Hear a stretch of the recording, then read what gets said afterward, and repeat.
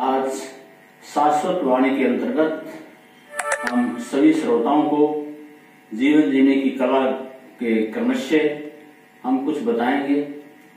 मैं चिकित्सक होते हुए करीब 100 रोगियों को रोज देखता हूँ। तो एक व्यक्ति मेरे पास आया, एक दिन हमारा आध्यात्मिक कार्यक्रम था, तो मुझे पूछने लगा कि डॉक्टर साहब, स्वर्ग नरक क्या होता है? मैं एक कार्यक्रम में जाता हूँ और वहां सुना है मैंने कि वो 7 दिन तक का कोर्स में स्वर्ग की राही बता देते हैं, स्वर्ग में जाने का रास्ता दिखा देते हैं।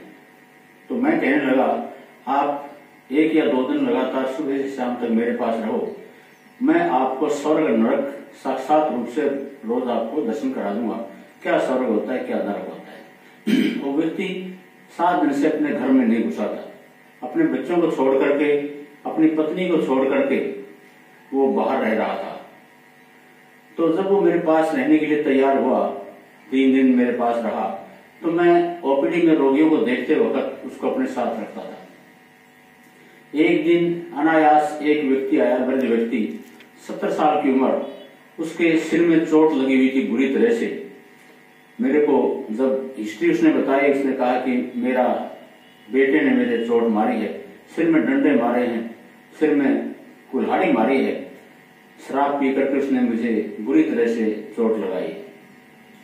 तो मैंने उस व्यक्ति को कहा, ये नरक है, इसका बेटा नरक में जी रहा है, इसका बाप नरक में जी रहा है, साक्षात नरक में जी रहे हैं। जब बाप का सिर तो मरने के बाद फोड़ा जाता है, किन्हीं रीति रिवाज के अंतर्गत कुछ सभ्यताएं हैं, कुछ संस्कृति मान्यताएं हैं कि जब बेटा ही आग लगाता है अपने खून के रिश्ते बाप को और वही सिर फोड़ता है और फिर ऊपर से एक डंडा फेंकता है।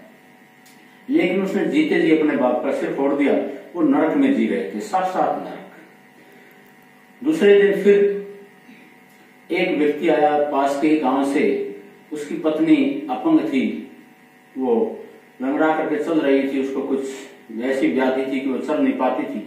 लेकिन उसका जो पति देव था, मेरे से अच्छा तेरा परिचित है, वो अपनी पत्नी को गोदी में उठा करके बाहर से रक्षा से उसने गोदी में उठाया और मेरी ओपीडी तक लेकर के आया और बड़े प्यार से उसने पर्ची बनवाई और अपनी पत्नी को मुझे दिखाने के लिए ला कि डॉक्टर साहब, ये मेरी पत्नी है, कृपा करके इसका सही ढंग से इलाज कीजिए।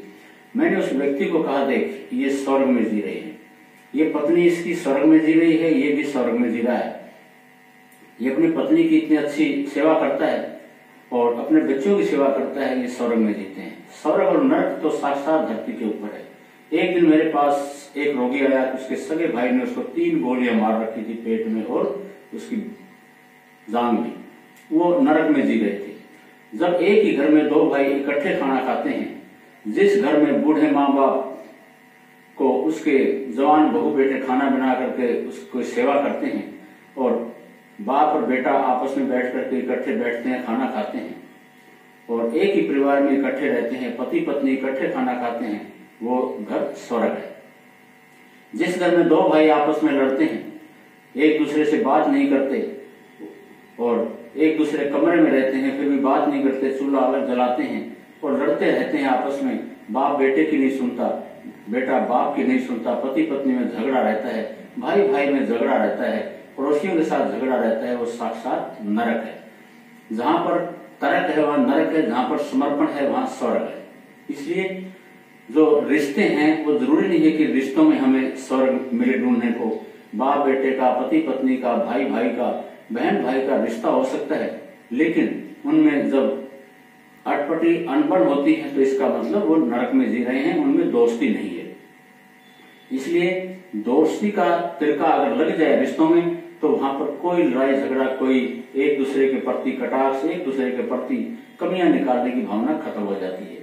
तो इसलिए मैंने उस व्यक्ति को 3 दिन तक मेरे पास रहा और मैंने उसको बताया कि स्वर्ग नरक ये होता है और वो व्यक्ति फिर तुरंत वहां से उठ करके अपना सीधा घर गया। उसने अपनी पत्नी से मेरे से बात करवाई और कहने लगा कि अब हम असलियत में स्वर्ग में जीने शुरू कर दिया हमने, हम इकट्ठे रहते हैं, मेरी जवान बेटी है, उसकी शादी करनी है, मेरी जिम्मेवारी है, अब मैं अपनी पूरी जिम्मेवारियां निभाऊंगा। जो व्यक्ति अपनी जिम्मेवारियां निभाता है वो स्वर्ग में जी रहा है और जो व्यक्ति अपनी जिम्मेवारियों से दूर भागता है वो नरक में जीता है। स्वर्ग नरक धरती पर है, और ये तो किंवदंती है कि मरने के बाद किसी को स्वर्ग मिलता है, किसी को नरक मिलता है। ये सब एक मनगढ़ंत बातें हैं, कपोलकल्पित बातें हैं। इनका जैसी दृष्टि वैसी सृष्टि, जिसकी जैसी सोच होगी। कहते हैं कि I see what the mind knows. आंखें वही चीज देखती हैं जो दिमाग को कुछ पता होता है। जैसी बुद्धि होगी वैसी ही आदमी उसकी सोच होती है। इसलिए ज्ञानी बने। ज्ञान के बिना कुछ भी नहीं है। एक मुंडको इसमें एक शब्द है, कुरुते गंगा सागर गमनम वर्त परिपारण अथवा ज्ञानम ज्ञान विहीन सर्वमतेन मुक्ति में भजती जन्मस्ते। कहते हैं कि कितनी गंगाओं का स्नान कर लो, कितनी सागरों की यात्रा कर लो।